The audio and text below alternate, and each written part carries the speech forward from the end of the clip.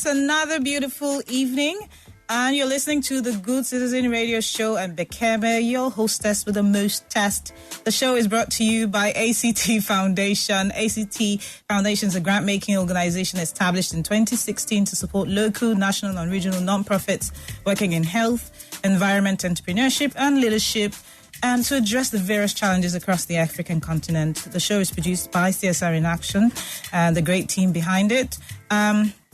So ACT funds the Good Citizen Radio Show because they believe in our cause to encourage good citizenry and unity in Nigeria. We have too many challenges for us not to come together and make it work at the individual level. ACT is giving out grants again for 2020, and you can apply. Applications are currently open till October 31st, and you can visit actrustfoundation.org, actrustfoundation.org/2020_grant_advert.php. Again, it's actrustfoundation.org/2020_grant_advert.php to register. And we also have quarterly 2019, or rather, a quarterly civil society organization professionalism, effectiveness and therapy workshop coming up on Monday, tomorrow. Not tomorrow, not weekend yet. Monday, first day of the week. There's Saturday, there's Sunday, then Monday. We're having this workshop in partnership with Access Bank, and the workshop will be the 10th in its series. We've had at least 400 CSOs pass through this training free, and you can also register for this if you would visit bit.ly/CPET, C for Charlie, P for Papa, E for Echo, T for Tango, 019. So bit.ly/CPET 019. And even though it's not now, in a month's time, we'll have our annual Sustainability in the Extractive Industries Conference. It's on the 22nd of November. You can go to cta.org. Give you more information about that later. It's cta.org, SITEI.org. So if you're interested in that space, interested in social justice for social justice for communities, host communities, oil and gas and mining, you can go on there, find out more about CTA, find out more about our first ever Community and Human Rights Awards. Yes, we've been saying we would do it. Finally, we gathered up the spunk and the support to do it. Thank you to Ford Foundation. Thank you for the support we got from Global Rights. We'll have this Community and Human Rights Awards for the first time on the evening of the 22nd of November. We'll appreciate companies and individuals who have shown leadership in the space, okay? In terms of human rights and social justice. Now, today, we're talking about sprinkles of benevolence. But before I go into that, I just remembered that although I'm sounding so chirpy now, I woke up Monday morning and there was this horrific news going on. Oh, somebody had decided that the trend going on social media about some people who had just woken up and let go of all their staff. They had decided that they wanted to join my name in it. I'm like, Amy, good citizen, never. So I was so upset that they would think to do that. And, throughout the day, even though I had woken up with all of these things I needed to do, I was just thinking, why this? But then I can tell you that because I refused to dwell on the negativity, after a while, I was like, you know what? I just pinned up a statement on my Twitter handle, and I was like, you know what? If you know you've got anything, just dare say whatever. I know it's a lie, and I'm ready to take you on, like a gentlewoman, but take you on nonetheless. And, that went away. And this week, I can tell you, has been like my best week. All sorts of good news all the way. So I want to and one day we'll talk about this. I want to tell you guys, don't take it personal when you're fired, or, getting fired is not the end of the world. Don't just think that. Just take it as an opportunity to improve yourself. For the next round. Next time you find yourself either in employment or as an entrepreneur, just think back about the things your former boss said you didn't do right and try to correct them. And I can assure you that, things will get better. And if you have a problem with somebody, social media is not the place to thrash it out at all. Try and talk it out. You're good citizens. You don't behave straight. You don't do that. Anyway, so we're talking about sprinkles of benevolence. Why? Because, again, thinking of social media, negativity sells. everybody, and it seems like Twitter is like, those guys are high on, hate steroids and just jump on. They just say something, oh, yes, it's true. I'm wondering, why are they so angry? You can't take out your unhappiness on other people. Anyway, and, one thing that, some things that were talked about, again, apart from the sad brutality, is the extravagant lifestyle of corporate scammers flooding various media platforms. The recent one was the Monfort guy, apparently was arrested. And unfortunately, young people are looking up that these are their role models. They just want to be like these guys because you just want to hammer one, hey, 20M watch. Like, when you die, what would happen to that 20 million naira watch? Like, would you be buried in it? And if you're buried with it, your spirit, wear it. Okay? It's crazy. So I was really, really, really touched when I saw this story about this woman on the streets of Ajah. And, apparently she's been dropped off by a moving car. And while this may seem like a scene from Nollywood, it did happen in Lagos. She was stark naked. She was just standing, looking lost. It looked like she was holding on to her hair to just be able to stand. And, it was all sorts of news going around. They've used her for juju. And I think I mentioned this briefly last week. And I was very, very, very, very touched when I heard that. So I checked it out. I was like, how can I help this woman? And then I found this red-headed young woman with a nose in her ring and on her social media, all sorts of poses. I was like, I found out that she had stopped and picked this woman up. She didn't know her. And apparently, all these 700 plus people out there, adults who were shouting, hey, witch, leave her, this. They tried to stop her from helping this woman. This good citizen is Kira Hiwatch. She's an actress, she's a singer, she's a songwriter who, on getting to the hospital, found out the state of Ene's health. The lady was called Ene, or is called Ene. So I was just thinking, every time I think of it, I think of the good citizen in the Bible. I think of the compassion that we're taught to show people. And, it's not just about what you look like, and it's again linked to social stigmatization. It's not about that. It's about who you are on the inside. So whilst people were having a conversation on and off social media, this young woman went out of her way, left her, hustle or whatever for the day. Okay, we don't hustle no more around here, but she left what she could have focused on doing, and she went out of her way to do this. And she's not just, it's not like she doesn't have any handwork. She's a singer-songwriter and writer, best known as her role as Keche in the movie Two Brides and a Baby, as well as her role as Peace Mosu in the television series Lekki Wives. She won the Best of Nollywood Award for Best Breakout Performance in 2011 and has been nominated a whopping twice for the Golden Icon Academy Awards. She attributes her flair for acting to having come from being inspired by the sound of music after watching it for the first time at age 5. And she works with the charity organization The Wings of Love Foundation, which focuses on helping widows, orphans, and young people get off the streets and building a life for themselves. Welcome to the show, Kira. Thank you very much. Thank you so much for coming on the show. I'm honored to have you on the show. I was saying, seriously, I was very, very overwhelmed. I had seen this and I had put it on our WhatsApp platform. I said, you guys know I'm not conversant with social media. How do we find out about this woman? And then as I wasn't getting responses, I managed... This old soul managed to find something. And then I saw this and I was like, wow, this is great. So thanks for coming again on the show. Thank you for inviting me. So, Kira, why did you do this? I don't know. That was a person standing there. Like, that's all my head was thinking about. I mean, in the last week, to be honest, I've been called a lot of things. I've been called the Good Samaritan. I've been called an angel on earth. I've been called a special God to her. Right. A savior or whatever. But to be honest, all those things make me a little uncomfortable because it was just a person, man. It was just a human being just standing there, looking lost. So where were you coming from? How did it... Just take us through what happened. Okay, so I don't think ever going to get tired of telling the story. So I run a radio show online every Wednesdays. This happened on a Wednesday.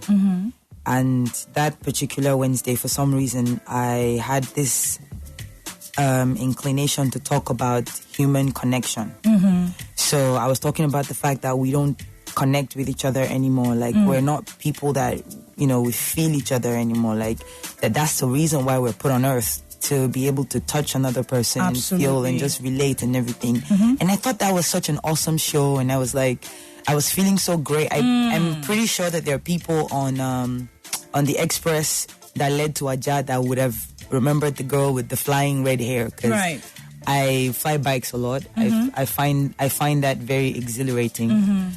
And liberating the wind through with the wind in my hair and that whole kamikaze thing. People think it's dangerous, but I've been doing that stuff for years. It is dangerous, but I feel like there's certain people who can handle stuff like that. I mean, if you're not someone who's comfortable with it, don't do it. I have friends who had bike accidents and stuff like that. So for me, it's something that I enjoy. So I was on this bike, and I turned out to be a guy that I usually pick up all the time, so he's quite safe.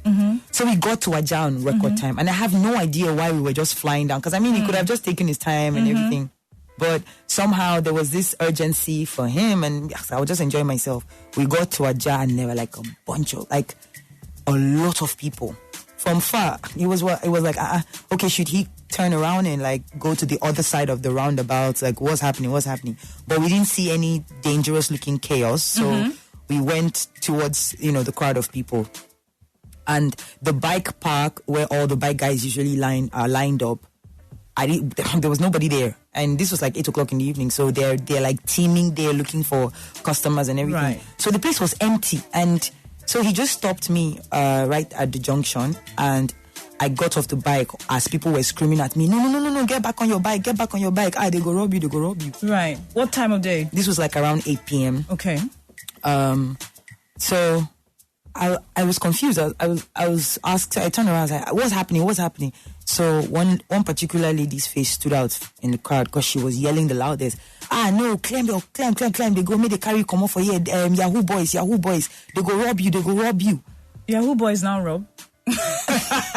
Not just Lagos though, like Lagos. After this whole thing, right? In hindsight, it is so super ridiculous. Right. Like, doesn't make any sense. Absolutely.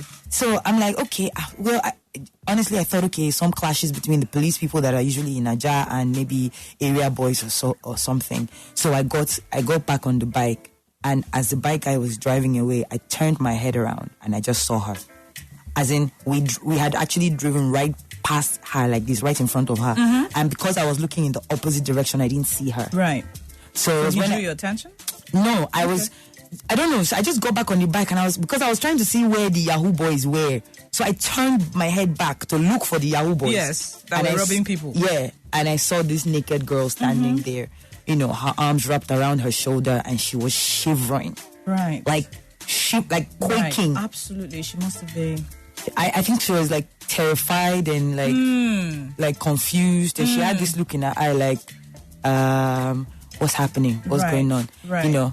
So the shock of seeing that, it was almost like, wait, what was that? Did I just see that? Like, is that a person? Right.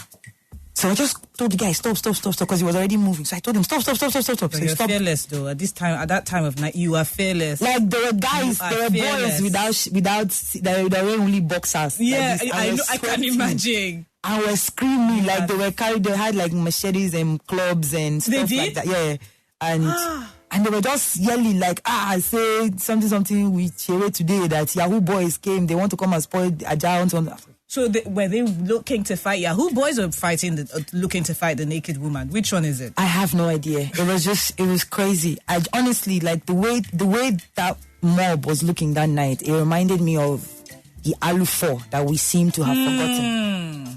Like, it was crazy. So I was walking. So I was not like, because I was so shocked, and I told the bike guy, stop. So when he stopped, I got off the bike. I'd already paid him, so he just zoomed off. And I was standing in the middle of the road, like in shock, like, what are these people saying? then I started, like what they were saying started filtering into my brain. Like she see her, she don't do skeleton nonsense. See, you don't use us. Like they were vulgar. They were vulgar, and like the top of my head just went like it just. I don't know, something just snapped inside my head. So you came down. So I ran. I just ran back, and as I saw her, like my legs. First of all, my legs buckled, and I got down on the floor, and I was wailing, like oh my god, and I was crying, like why? And the people were snapping her. I was like, why are you snapping? What are you doing? And she was just standing there, like so that's how she was looking. I saw those pictures and videos, and literally she was like that, like. It must have been overwhelming. Her face was just looking like, help, somebody should help me or somebody should kill me. Yes. That was what. So I got up and I pulled off my sweatshirt and I wrapped it around her, and then the cameras started flashing for real. Like, oh, you this one too. I don't call bullshit. They don't swear for you, Joe, You don't carry yourself proof for example matter we no concern you. Blah blah blah blah blah. So in my anger, I started screaming at the people that were videoing like I was. You're strong though. So you took her. Did they try to stop you? Was it physically they tried to stop you, or just with their words? So at first.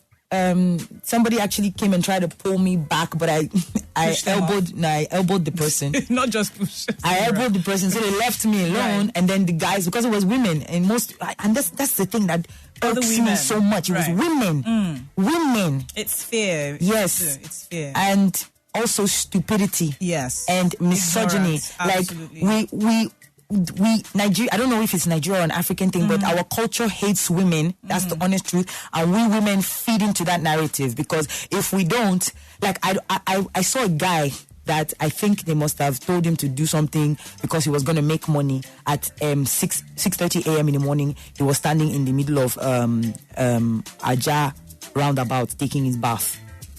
And some boys went to Ghana. One of them was there, bros, I will slap you. Which kind of stupid money they find where you come naked for inside here like that? Cover yourself. They went and covered him and took him. And nobody was saying, of course we were laughing and saying he's mad. But like the guys, some guys just they supported him, they helped him away. But then this woman was standing there and everybody was watching and taking pictures. You eventually took her away. Thank you on behalf of Nigerians and all the other people who didn't do anything. You put her in a car. How did you get the car? I put her in a keke, actually. In a keke? Because I couldn't get a car because people literally surrounded us. So what was videoed was a keke, not a car? Yeah. Okay. Yeah. And you managed to get her to the hospital? I managed to get her to a hospital first. And then it was just topsy-turvy from there. Because I felt like the hospital didn't want me to bring her in because of, her condition. She was quite emaciated. Yes. And she really looked sickly. And that just turned out to be severe malnourishment. And this person who had all kinds of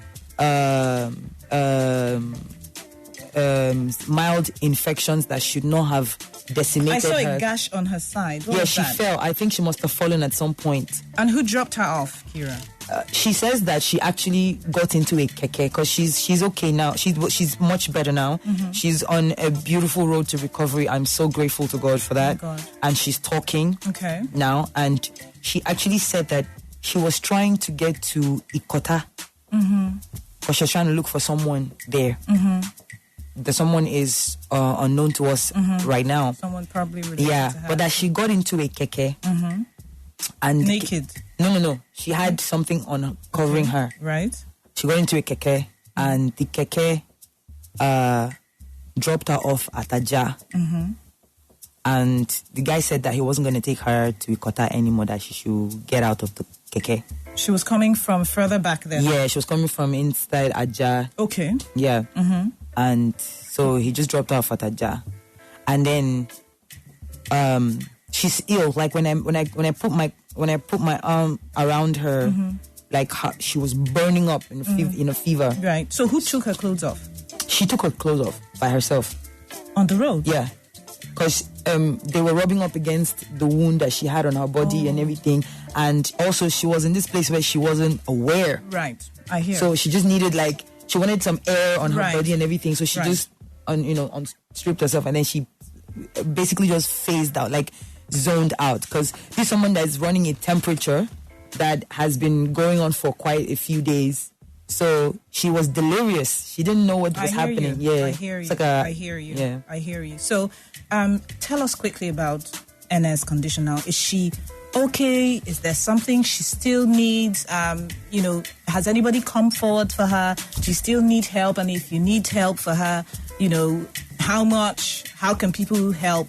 Okay, so so far, people helped me raise 500,000 naira. Okay.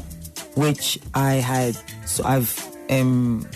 disbursed so far, and I still have some money left, but I've spent most of it on hospital bills, and I do have a bit of that left. Actually, spent all my personal money first. So, yes, of course you would have had to.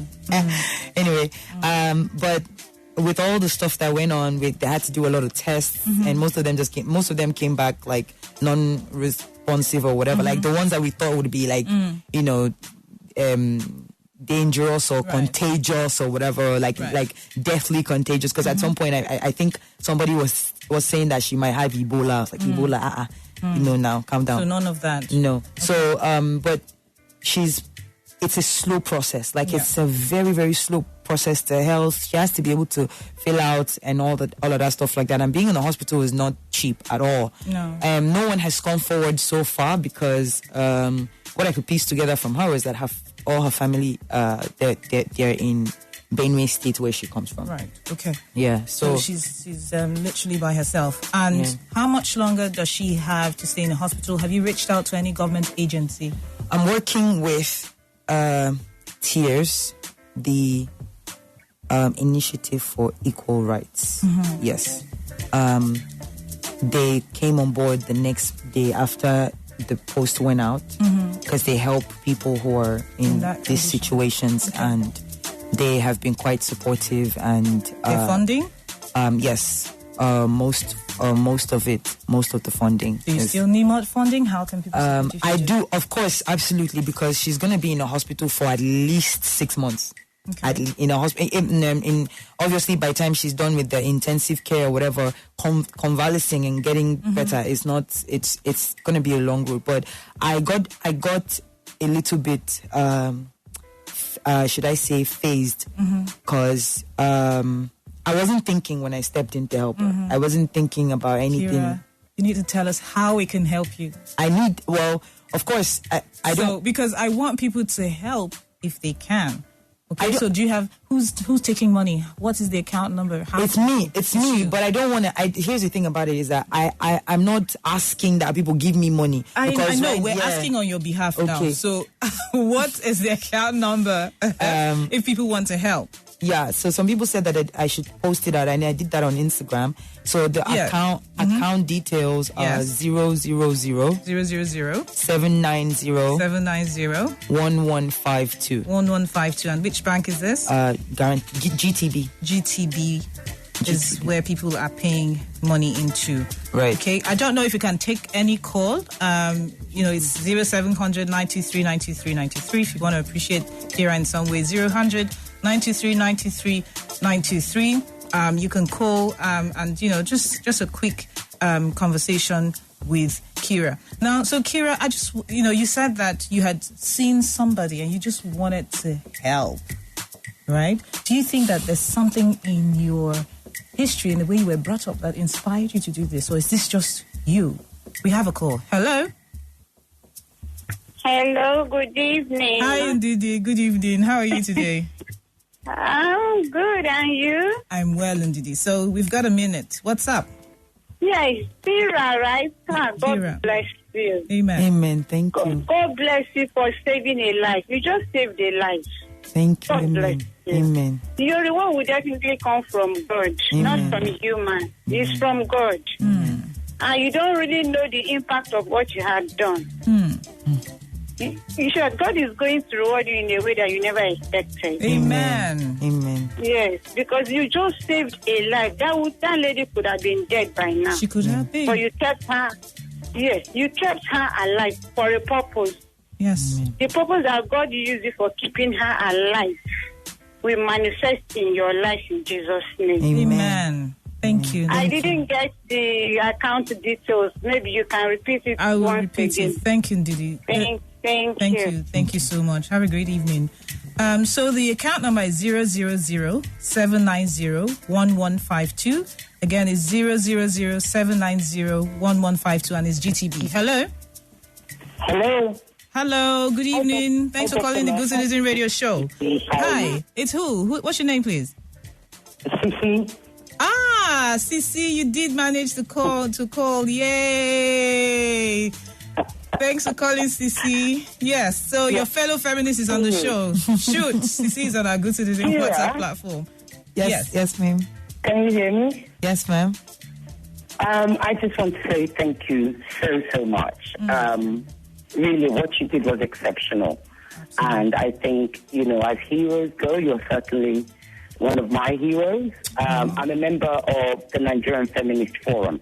I think you might know us. Chinwe, who was with you, and Zina members. And Zina is also a friend of mine. Zina is the MD of Tears. Yes.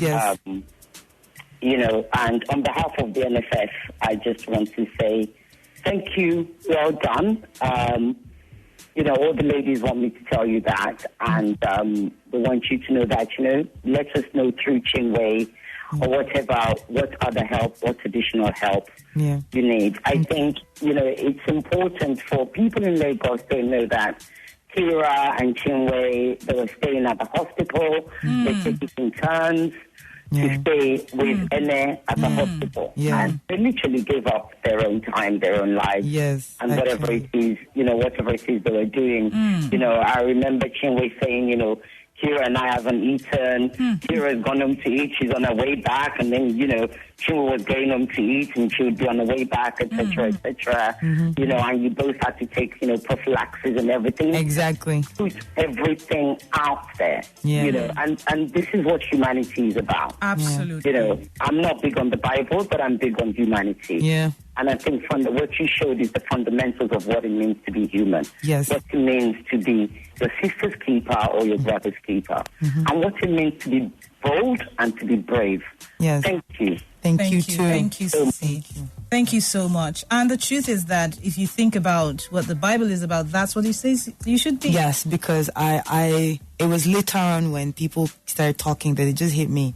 There was a story about a man who was dying on the side of the road, and a Pharisee walked by him, and a Jew walked by him, and a priest walked by him.